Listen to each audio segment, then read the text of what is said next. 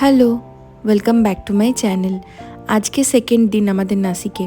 আমরা সকাল 5টায় উঠেছি আর উঠে স্নান টান করে তিনজনে রেডি হয়ে গেছি। আজকে যাচ্ছি শিরডি। আমাদের এই পুরো ট্রিপটার মেন কারণই হচ্ছে সাই বাবার মন্দিরে যাওয়া। আমার ছেলের মানত থাকার জন্যে আমাদের পুজো দিতে যাওয়ার কথা ছিল, আর এটা অনেক বছর ধরে আটকে ছিল, আজ যাব কাল যাব বলে। ফাইনালি আজ আমরা যাচ্ছি শিরডি ধামে। আমার ছেলে ছোট ছিল যখন আমার মা মানত করেছিল যে আমরা তিনজনে এসেই এখানে পুজো দিয়ে যাব, তো সেই কারণেই আমাদের এই পুরো ট্রিপটা প্ল্যান করা হয়েছে। ভোর 5টায় উঠেছি বটে, কালকের অত হেকটিক একটা দিন যাওয়ার পরেও আজকে কিন্তু একদম টায়ার্ড আমরা নই। সকালবেলা উঠে জানি না কেন এনার্জি একদম ভরপুর ছিল। হয়তো একেই বলে ঠাকুরের মাহাত্ম্য। দেখো, সারা দিন আমরা যেভাবে কালকে ঘোরাঘুরি করেছি, আজকে তো আমি ভাবতেই পারছিলাম না যে সকালে উঠতে পারবো। ঠাকুর দর্শন করার কথা উঠলে জানি না কেন মনটা সত্যিই ভালো হয়ে যায় আর শরীর থেকে সব ক্লান্তি দূরে চলে যায়। আর এখানে এসে আমরা একটা ধাবাতে দাঁড়িয়েছিলাম আর ছেলেকে একটু খাইয়ে নিয়েছিলাম, কারণ ও সকাল থেকে না খেয়ে তো থাকতে পারবে না। আর আমরা একটু একটু চা খেয়ে নিয়েছিলাম। আর দেখো 10টা নাগাদ আমরা পৌঁছে গেলাম শিরডিতে। আজকে জানি না কেন চারিদিকটা একটু ফাঁকা ফাঁকাই লাগছিল, হয়তো সোমবার বলে, কারণ উইকেন্ডে এখানে বেশি ভিড় হয়। শিরডি ধাম নিয়ে তোমাদের সাথে একটা ছোট্ট টিপ আমি শেয়ার করতে চাই। এখানে এসে কেউ পুজোর ডালা কিনবে না, কারণ ভেতরে কোনো রকম কিচ্ছু অ্যালাউ করে না। তো এখানে ওরা বলবে যে পুজো দেওয়া হয়, কিন্তু দেওয়া হয় না। ওরা ভেতর থেকেই প্রসাদ বিতরণ করে, আর এক্সট্রা প্রসাদ তোমরা বাইরে এসে কাউন্টার থেকে কিনে নিতে পারো। আর আমাদের পুজো দেওয়া হয়ে গেছে। ভেতরে যেহেতু ক্যামেরা অ্যালাউ করছিল না, ওর জন্য আমি কোনো রকম ফটোশ্যুট করতে পারিনি। এরপর আমরা এখন যাচ্ছি শনি সিংনাপুর গ্রামে। এই গ্রামটার ব্যাপারে হয়তো অনেকেই শুনে থাকবে, তাও তোমাদের সাথে আমি শেয়ার করব এই গ্রামটার কি বিশেষ মাহাত্ম্য রয়েছে। তার আগে চলো এখন আমরা লাঞ্চটা সেরে নিই। অ্যাকচুয়ালি আমরা তো ব্রেকফাস্টও করিনি, তাই এটা ব্রাঞ্চই এক প্রকারের আমাদের জন্যে। তো এখানের ধাবাগুলো এত সুন্দর আর এত পরিষ্কার। মহারাষ্ট্রে এসে এটাই আমি বেশি নোটিস করছি, এখানকার ধাবাগুলো প্রচণ্ড পরিষ্কার আর খুব সুন্দর। রেস্টুরেন্টের থেকেও কিন্তু কম যায় না কোনো অংশে। আর এখানে আমরা খাবার অর্ডারও করে দিয়েছি, কিন্তু তার আগে আমরা একটু চাও খেয়ে নিলাম। এখানকার বেশিরভাগ হোটেলগুলোই কিন্তু ভেজ, যেহেতু মন্দিরের আশেপাশে রয়েছে সেই জন্যে। আমরা এখানে অর্ডার করেছিলাম জিরা রাইস, একটা গ্রিন স্যালাড, কারি পকোড়া আর একটা মিক্সড ডাল। আর এর সাথে ওরা সার্ভ করছিল এরকম লঙ্কা ভেজে আর একটা কাঁচা আমের আচার দিয়েছিল, যেটা খুব টেস্টি লাগলো আমাদের। তো চলো, খাওয়া দাওয়া কমপ্লিট, আমরা বেরিয়ে পড়েছি।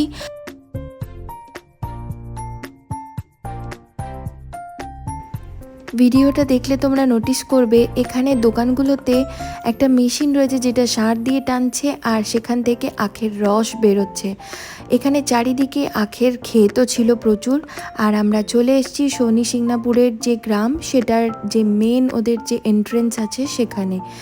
এই গেটটা পের হলেই গ্রামটা শুরু। আর গ্রামের এই জায়গা থেকে কোনো বাড়িতে বা কোনো দোকানে, ব্যাংকে এমনকি তালা লাগানো হয় না। আর তালা লাগানো না হলেও এখানে কিন্তু কোনো রকম চুরি হয় না। এখানের শনিদেবের মন্দিরে আসাটা অনেকের কাছে সত্যি ভাগ্যের ব্যাপার। আমরা এখানে পুজো দেওয়ার জন্য ডালা কিনে নিয়েছিলাম। পুজো দেওয়া বলতে এখানে সেরম তো প্রসাদ বাড়িতে নিয়ে যাওয়া সম্ভব হয় না, তো আমরা এখান থেকে যে পুজোর উপকরণগুলো নিতে বলেছিল, যেমন সর্ষের তেল, তিল, এগুলো আমরা কিনে নিয়েছিলাম। আর এই হলো মন্দিরের এন্ট্রেন্স।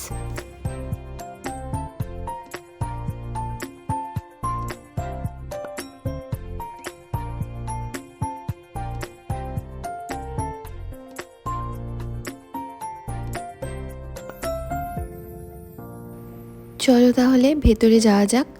আর এখানে আমার ছেলেকে আমি একটা ব্যানার দেখাচ্ছিলাম। ব্যানারে ও কিছুদিন আগেই শনিদেবের একটা সিরিয়াল হয় জি টিভি বা কিছুতে, ও সেখানে সিরিয়ালটা দেখছিল। তো আমি ওকে ওটাই বলছিলাম যে দেখ, কিছুদিন আগেই তুই দেখছিলিস আর আজকে আমরা শনি সিংনাপুর মন্দিরে এসছি। আমার দেখা সবথেকে বড় শনিদেবের মন্দির বোধহয় এটাই।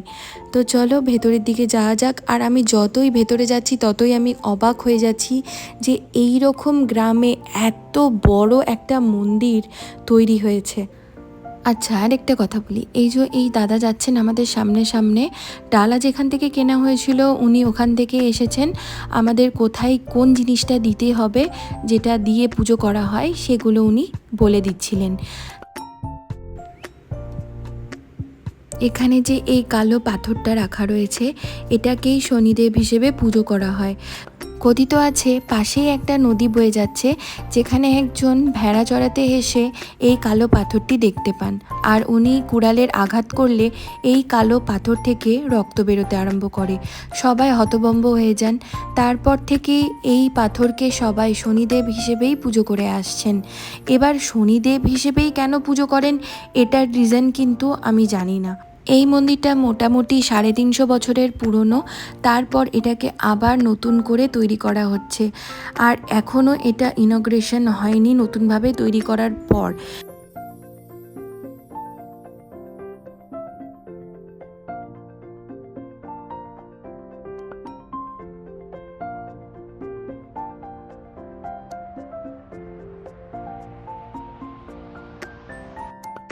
এই যে এই নদীটার কথাই বলছিলাম, যেখান থেকে কালো পাথরটা পাওয়া গিয়েছিল।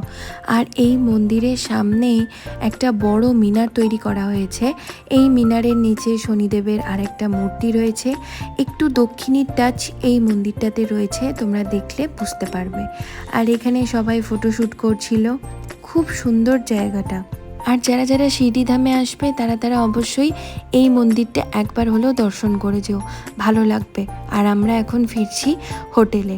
তোমাদের যদি এই ভিডিওগুলো ভালো লাগে তাহলে আমার চ্যানেলটাকে সাবস্ক্রাইব করো আর একটা লাইক করে দিও। দেখা হচ্ছে নেক্সট ব্লগে। টাটা।